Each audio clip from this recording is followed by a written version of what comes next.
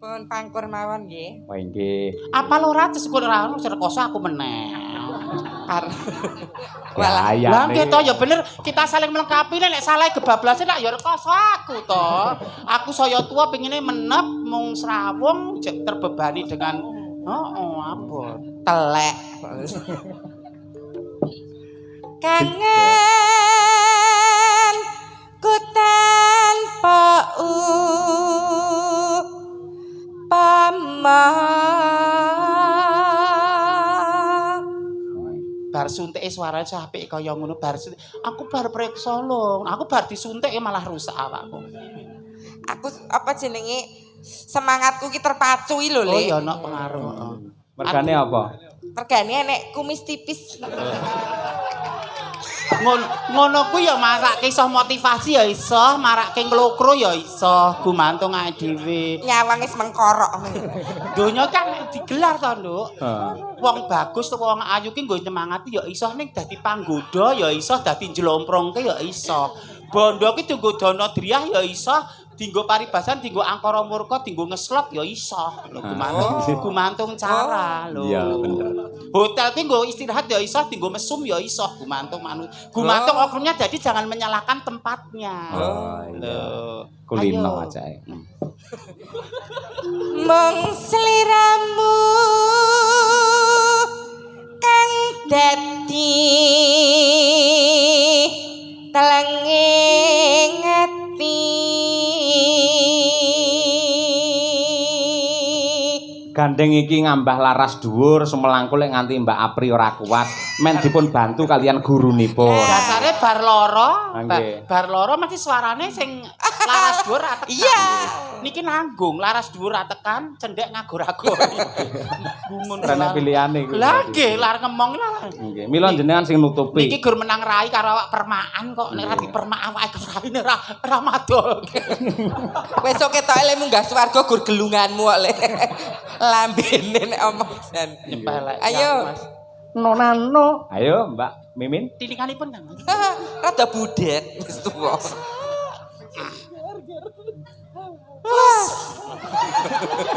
Apa ada sinden wos.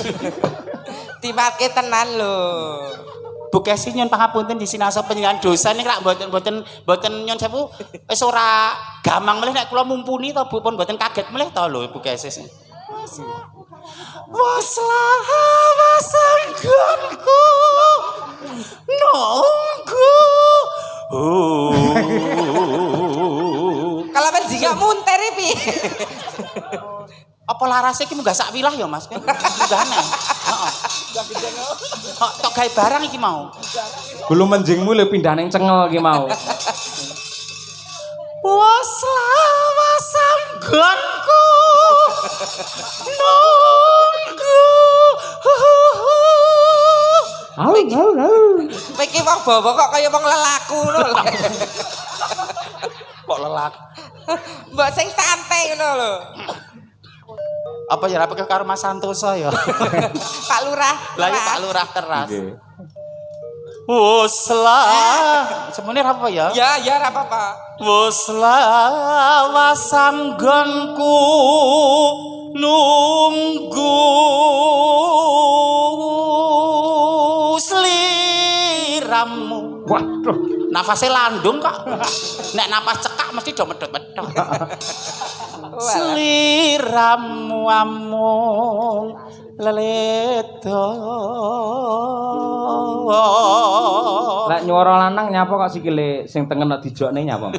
Cerimpet-cerimpeti nek. Oh alah, biasa nyuara lanang malah kaya Pak Juair kok lho.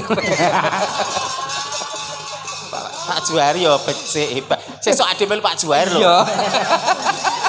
Sesuk bengi melu Pak Juair lho. Jane pelek. Ora melu-melu aku. Ngelingana rikala tinake pungkur sliramu nate ngendika tresna lahir terus sing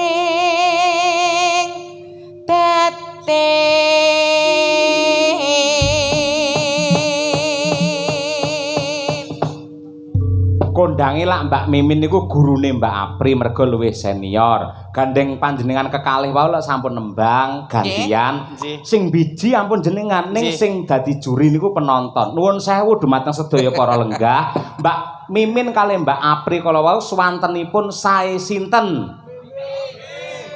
Mbak Apri lah kowe nggawa dolok kok tak mono kok. Penonton ki tak bayar kabeh. Tak bayar kabeh aku sinden anu merwira kok. Lah kula dhek tak nggo apa ora tak driake iki lho. Waduh. Nggo apa? Lho ngono. Sebaik-baik manusia yang bermanfaat buat orang lain. Nek aku wis cukup dhek saya ketemu dhek sak juta tak nggo apa nek 900 tak sumbangke. Apa? Paribasa digembel ra mendosol atau diguang ra kemerusak. Kae mbok sumbangke apa mbok nggo ngangsur Le? Sebagian. Apri Bosok. Ya sebagian nggo ngangsur, sebagian dienggo sangu urip, sebagian didono driyahke dadi wis ana planning-planning. Lah wis jare wis sugih kenapa sing diutang jenengan kok sing ngangsur barang? Utang iku nggo penyemangat. Oh, rekasane wong ditanggung jawab ngene iki. Sing penting nyaur. Mula nek ana wong meninggal nika. Nggih. Wong meninggal kae anu ingkang tasih sambetan kalian keluarga anu utang piutang saged sambetan kalian keluarga. Mergo siksa kubur sing medeni kuwi siji siksane wong utang ngantek mati ora nyaur. Nomor loro siksane wong nguyuh ora resiki mung dikupat kapitke. Mula kuwi lho dikupat kapitke. Lah, iya nggih. ya nak kaki nak. Monggo tembang kangen dipun aturaken duo sinden dari Klaten Mbak Mimin dan Apri. Ya Allah, Pri, ya Allah. Anu, cakepane piye? Cakepane piye? Cakepane piye? Wayah wengi udan grime wis. Empong ah. Monggo rencang-rencang madangkar. Saat ase tembang kangen ora tekan gone. Monggo, yuk. Apa pancen sliramu wis ora kalah liwat tembang kangen aku titip sayang tresnaku mring sliramu ora bisa ilang. Apa lali apa pancen wis ra ngerti. Satenane aku mung tansah setya ngenteni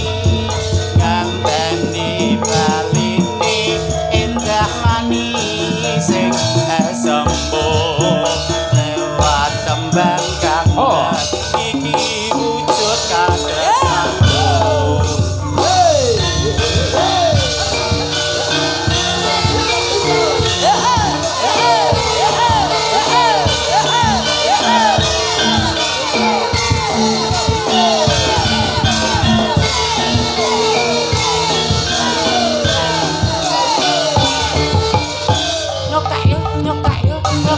Nyokak yo.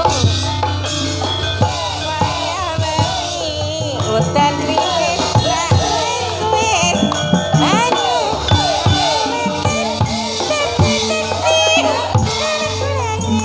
wong sing tak tresnani nek ninggalake aku sing urip ning ora sliramu. Dengan kene tansah ikut kamu rasa kata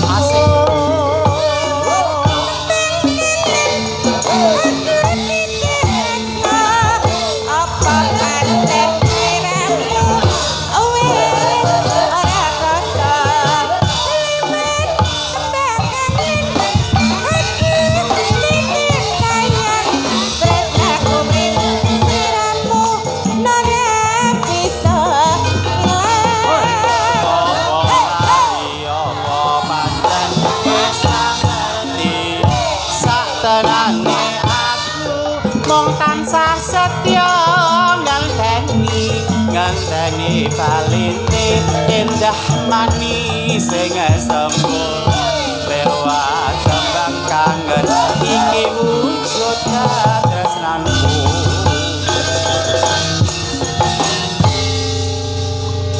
Nadyanto kula niki sering ketemu kali Mbak Apri ning tetep nggumun. Pripun? Jenengan le njogek luwese aduh luar biasa. Matur sembah nuwun Pak Yaya. Serono Pak, serono. Mboten niki endah niki Edi niki Peni. Lho, endah nolek dadi kendange karo apa jenenge polahe awak ki kudu pas ngono lho. Nek wong dikarep ya ora kurangi palembono, nek ra seneng ya ora kurangi panacat. Lah kok malah kowe Lah kuwi ngaturake witing klapa sak lugune kok ya temenanan kok Piye ya. kakung nek ngalembono. Kowe iki aja bangga. Ngono ki malah tak onceki. Nek sing wong nalar, sing wong lantip, sing wong sempat ki dionceki. Lah dialem kok malah bungai bangga. Ngono ki ndek pamrih, ora mudeng. kulite ki jek enom angel dionceki. Kowe iki kok Maksudnya ngendikane beliau ki iso ditintingi dionceki, diunggah udun ki aja ditelan mentah. Ora nalar pengalaman hidupmu masih. lah nek kowe sing dingonoke coba Mbak Mimin ki kok goyangane apik ngono piye? Lah rungono selama hidupku rungono wong alim aku ki. Selama hidup lho rungono wong alim aku ayu ngono ki rungono. Mboten niki wae ingkang kula lem lak nembe Mbak Apri menawi Mbak Mimin waduh luar biasa. Jenengan niku egolanipun namung sederhana, alus, tidak perlu banyak gerak ning nyatanipun saged memukau para jim setan priprayangan. Sepenting aku ora masalah goyangi segibok, sepenting aku sex appeal ya. Sing kepir apa? Body language ki lho, kecil-kecil tapi lho, wah, kae kok lah. Lho. Dadi orang melihat ki wis imajinasine tekan ngendi-endi ngono lho. Lah kowe sek apir kok susumu daya ngulon ki kok. Sek apir kok susu daya ngulon. Tak keprok dhewe lho. Nggih. Mbak Mimin, Mbak Apri ngeten. Nggih. Pripun? Menika wau wonten dawuh saking panitia mliginipun Pak Lurah. Pak Lurah, Pak nggih. Joko, nggih. Nggih. Menika wonten Ananda Eko Marsono. Ananda Eko Marsono. Nggih, menika nuwun sewu tunanetra Oh, ning ngaten nggih. nggadahi swanten ingkang sae. Nggih, nggih. Lan kala mangsa ugi kepareng dakwah utawi pengaosan. Oh, nggih, monggo. Pengajian lho, Le. Mas, Nggih. dipun caosi kesempatan. Nggih, supados Nggih. minggah wonten pepanggungan. Nggih, ngoten monggo niku. Mas Eko. Ayo Dek Eko. Nggih, katuran minggah mriki, nggih. Singkir kisik nak. Nggih. Diaturake. Deduk. Neneng. Monggo Ananda Eko Marsono mriki.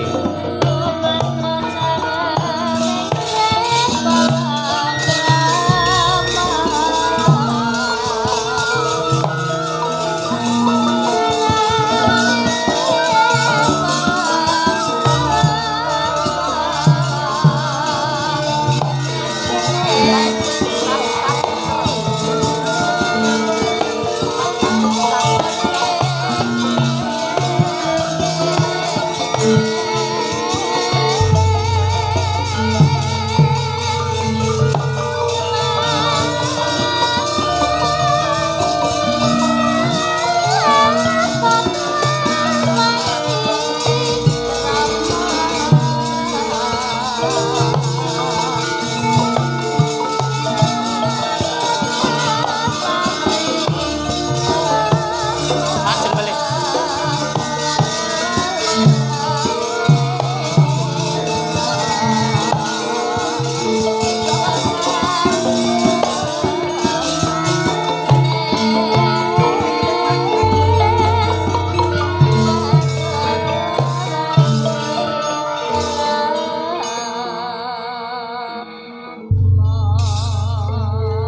Nggih, assalamualaikum Mas Eko. Waalaikumsalam warahmatullahi wabarakatuh. Sugeng dalu Pak Cahyo. Wah, nggih, sampun ngertos kalian kula, Mas. Kula subscriber Kuntadi channel kok, Pak. Waduh, sembah nuwun.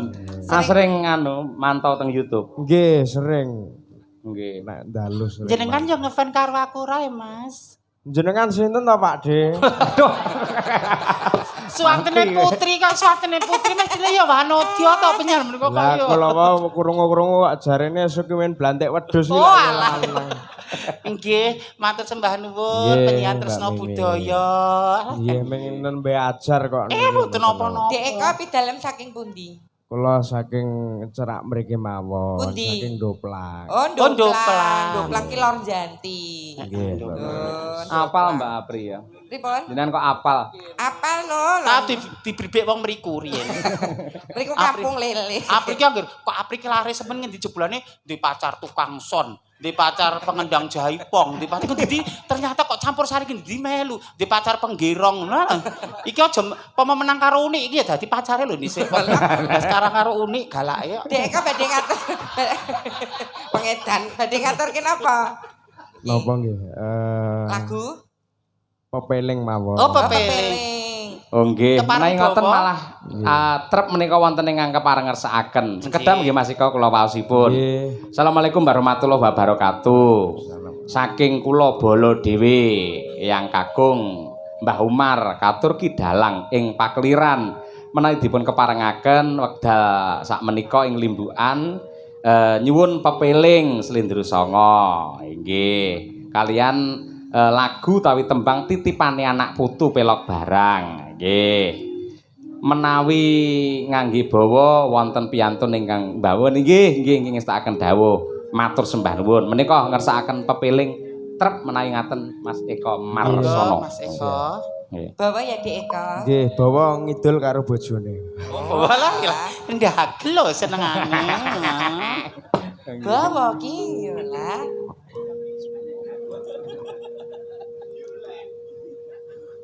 Rukun Islam kang lima puniki Taslim kan jawab jlomplongke wiwitane. niku sesideman niku. Lho iki mudeng kok. Berarti jenengan sok sesideman soan berarti jenengan. Boten kula kok gur tumbas. Oh. Malah Katindakno mring para sesama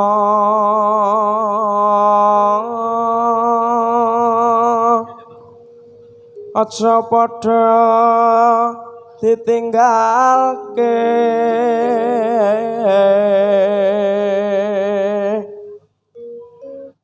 rukun lima pun niku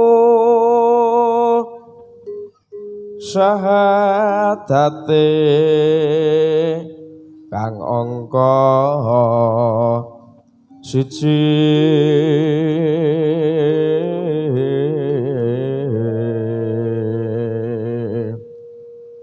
kang angka loro salat dene kang telu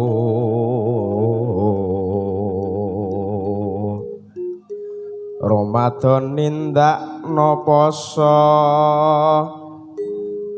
papat zakat ping 5 ibadah haji rukun Islam sampurna.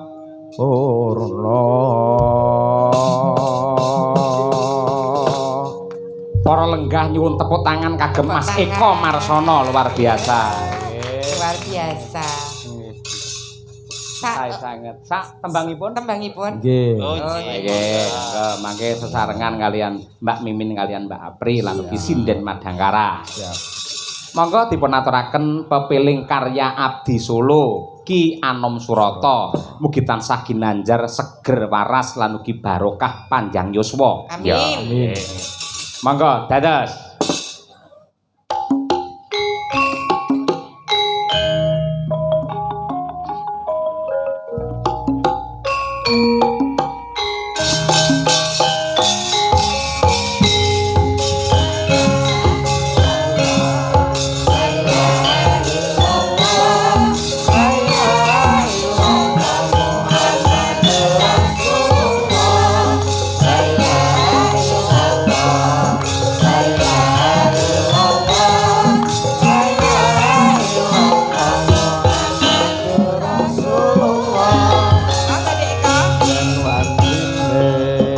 tansah dielingke yen wancine padha nindakake atan wis ngumandang wayahe sembahyang netepi wajib dawuhe pangeran salat ati cagake agama limang wektu kudu tansah dijaga kanthi istiqomah lan sing tumaknina luwih sampurna yen berjamaah subuh zuhur lan asar salat sayekti ngadohke tindak mungkar maghrib lan isya jangkepe prayogane ditambah salat sunahe sesembrono iku perintah agama ngelingono ning donya mung sedhela sabar lan tawakal pasrah sing kuwasa yen kepareng esuk munggah swarga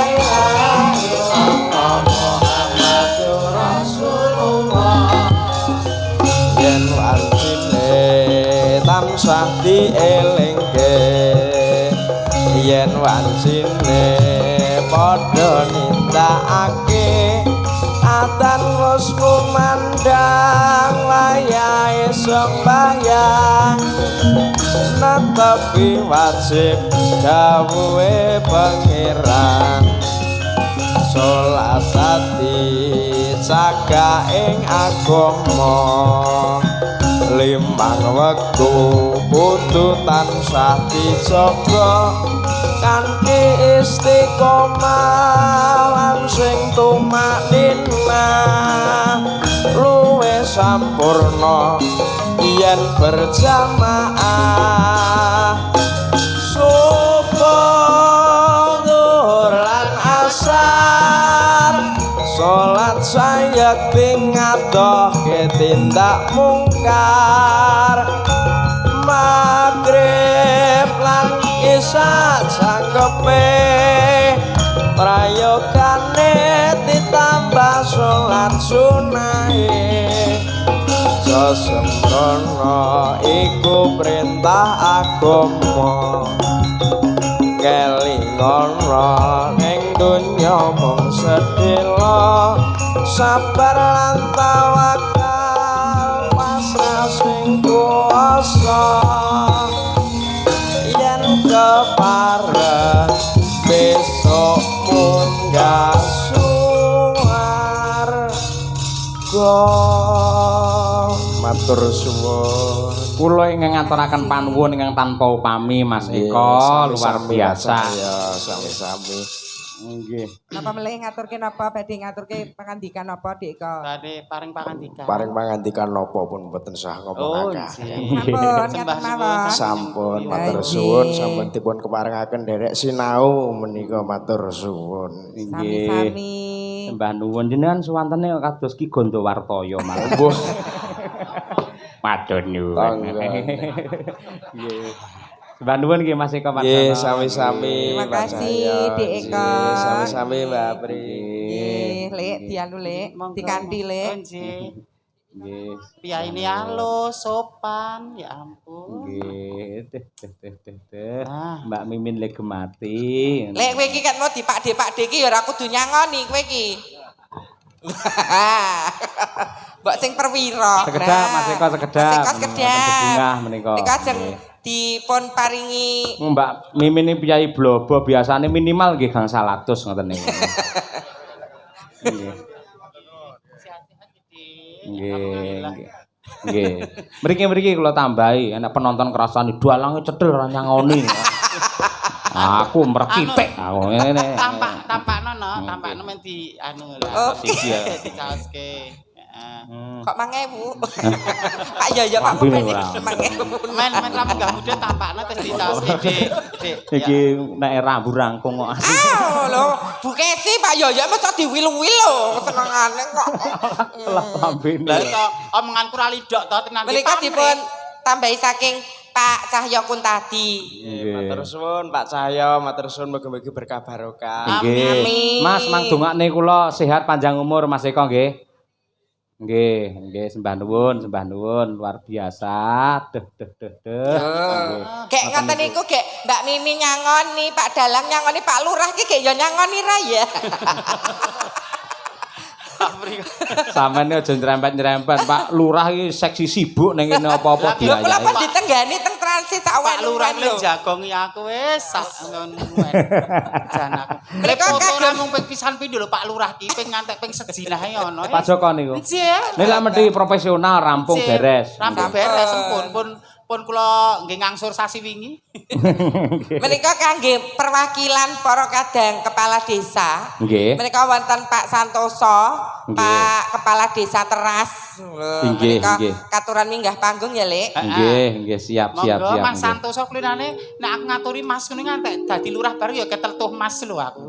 Mas Santoso mboten ngira-ngira raos hormat monggo Kang Mas. Monggo Mas Santoso monggo mriki kula entosi penontonne wis ngenteni Mas Santoso ngaturan mriki Mas Santoso.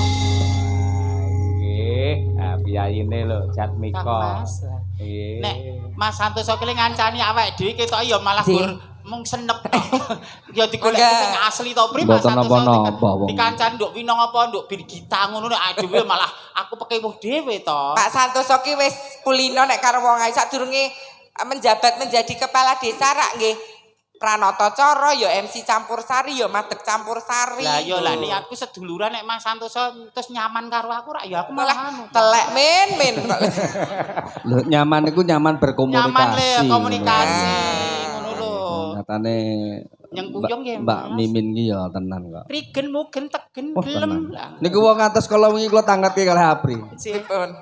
Anu nuwun sewu Mbak Apri, anu Mbak Mimin nek sesuk ya iso sowan to. Saged lho, saya ora live TikTok aku ya ngono. Live TikTok. Nggih saploke bar meskram niku Lah. rada rasa-rasen. Operasi mium nika.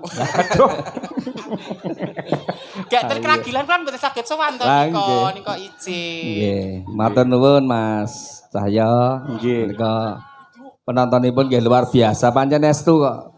Pripun? Wilayah mriki niku sayuk rukun. Alhamdulillah. Kados ketikane panjenengan iki kegiatan menika dipun sengkuyung kalian RT Kuweni, Nggih. Piporejo, Tukangan, RT Karanganyar sebelah niki RT Karanganyar sedaya nyengkuyung. Nggih. Nek sowan wonten kuweni niku kok kados napa mboten sanes Kyai sanes lho. Nggih. Zaman Bayu musik Mas Lah, Supri nggih. Swergi lho. Nggih. Niku asli piyai Kuweni. Nah, Nggih. ngaturaken bawa Pak Santoso, Pak Lurah. Nggih sak gatuk-gatuk kalah karo Mas Eko mau. Aduh. Dan perlu malah duet mawon ning kali Mbak Mimin Oke. Apri lak pun kulino. Nggih, duet mawon. Niki ngicipi niki anak-anak niki Nggih. monggo. Nggih. Jadi Anu, Kang seumuran nih kali Mbak Tuti. kali Mbak Winong Mbak apa? Mbak Winong, Ya, ayo Mbak nang Winong. ngene, ayo. Santai Dik Winong. Di Pak Lurah lho nong, ya kudu hormat panjenengane kepala desa ya MC budayawan, seniman, lah komplit Ngapunten lho Mas Santoso dek nalika penyen isih ngasto MC aku kan jarang melu beliau. Nggih. Rung itu karo Pakne cacah to dhisik. Nong menyat nong. Pak Nek cacah ki ya wujud menungso. Nggih. Tunggak jati. Nggih. Pokoknya zaman campur sari ini Pak Santoso, nek derek Pak Santoso ki pakaian kudu rapi, guyon ra oleh lekor, ra Lho oleh. langke ra nuwun oleh- jenenge nuwun sewu iso pan mapan kok nek dagelan nuwun sewu. Nggih. Nggih nuwun sewu rada miring-miring ra apa-apa ning nek penyanyi Penyanyi MC iki ya. Mboten paham. Nggih kudu mlaku sak. Lah niki kinten-kinten Winong niki masuk mboten mlebet campur sari. Oh, niki, masuk niki. Masuk. Mengke kula nyun nomor ya, Di. Aduh, nggih. Dapat campur sari. Lho maksude sok nek nuwun sewu warga ki mbutuhke penyanyi niku tak jobke ngono lho Mas. Nomor kula tasih dipun save to, Mas. Tese nek jenengan iki Mbak Mimin. Nggih, kersane Gumyak Napa? Lintang Asmara mawon. Wah iya, kesane. Mas Santoso. Ajeng bawa engko nek kontes kula nggih peke karo Mas Taslim nek bawa niku wis kena. Kena kalah kok Di. Nggih, kalah sumunar nggih. Lintang Asmara Pak Mangga. Santoso melawan Winong Nawangse. Yuk. Melawan.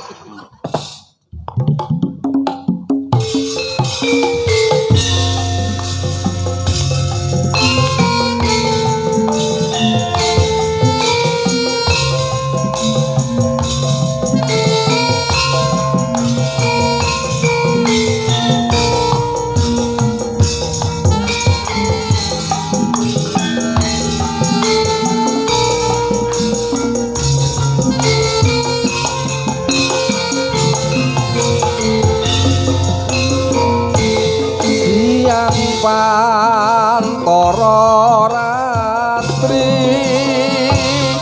mong eleng manis ing ati setiaku bisa anduweni marang sang Hyang Sulasmi. Rasa kangen kang liputi lintang bulan dadi saksi ubayane datang balenjani janji sabaya mukti sabaya mati. Hey!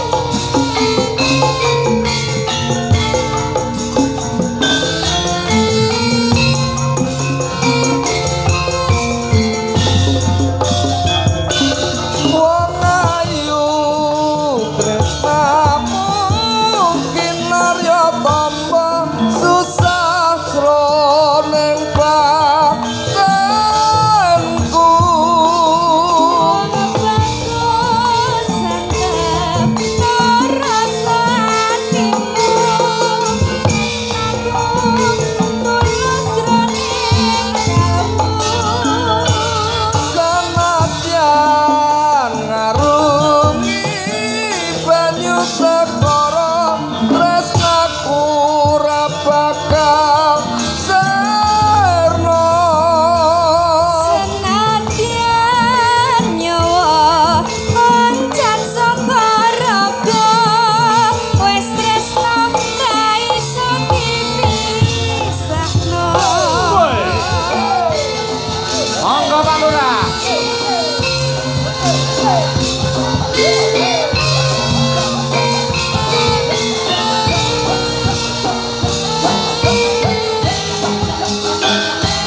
Ayo rukun, kompak selalu warga Kweni, Randusari. Siang pantara ratri mong eleng manis ing ati setiaku bisa anduweni marang sang Hyang Sulasmi. Rasa kangen kang liputi lintang bulan dadi saksi ubayane datang balenjani janji sabaya mukti sabaya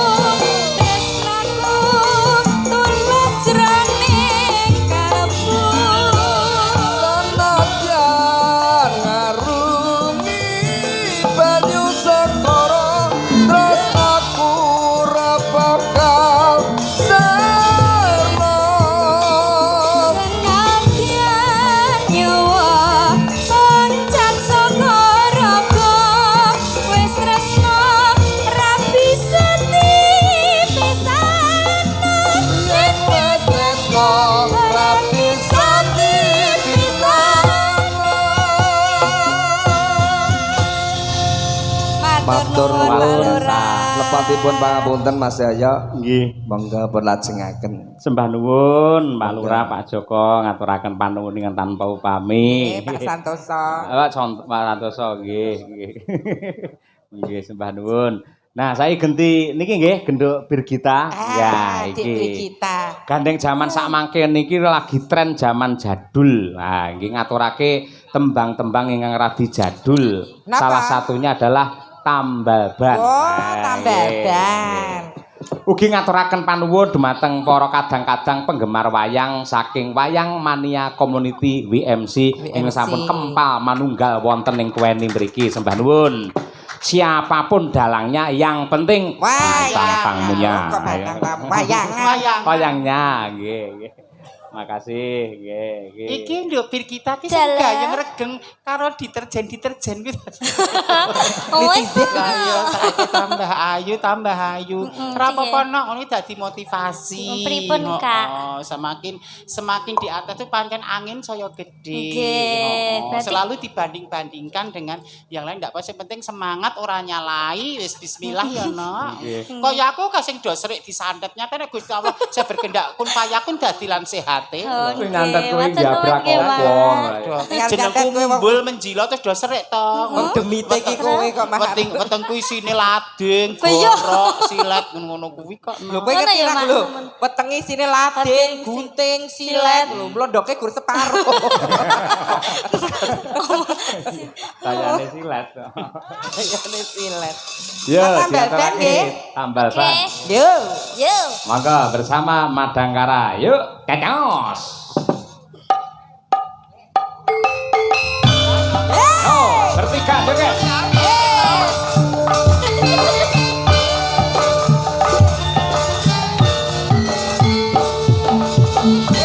Spesial buat Ayang Tiko. MKUB, ayah selalu. Aku iki tukang tambal ban, uripe sak dalan-dalan, golek pangan, duit sing halal, wayah pas sanggo sandang lan pangan.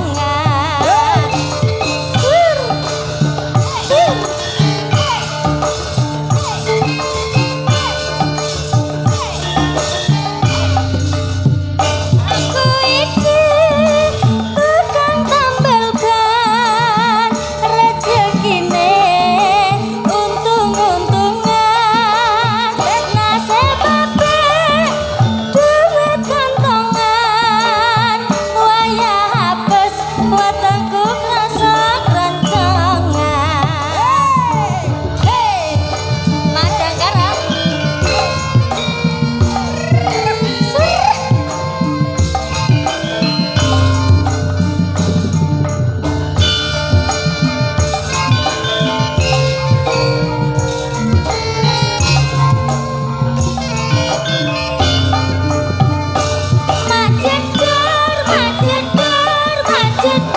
Ono ban pecah, wah iki mesti rezeki teko.